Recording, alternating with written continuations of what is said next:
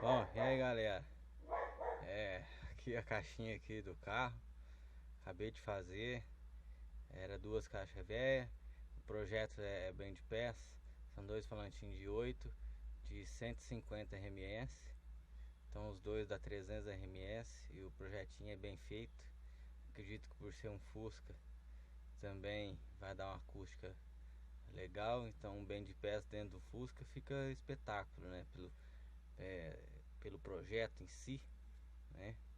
Bem de pés dentro do Fusca.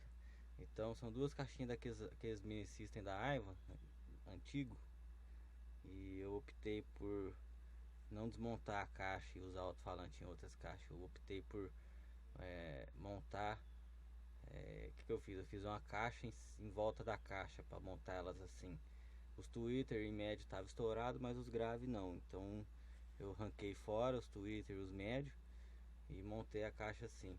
E parece que ficou, já tava legal, né? Já era legal as duas caixas em si, aí juntando assim ficou melhor ainda. Dá um grave gostoso.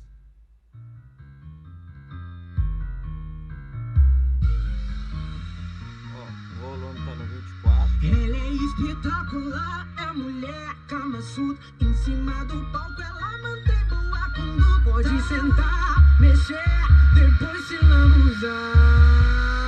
Ai, caramba!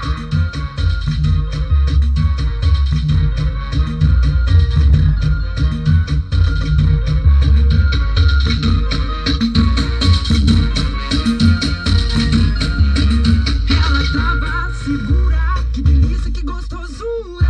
Trava, segura, que delícia, que gostosura. Ela trava, segura, que delícia, que gostosura. Ó, agora eu vou fazer o tampão com dois falantes de,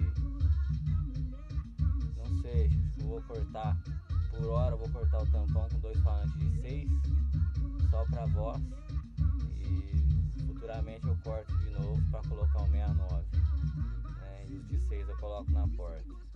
Por hora é isso aí, pra mim ficou espetáculo.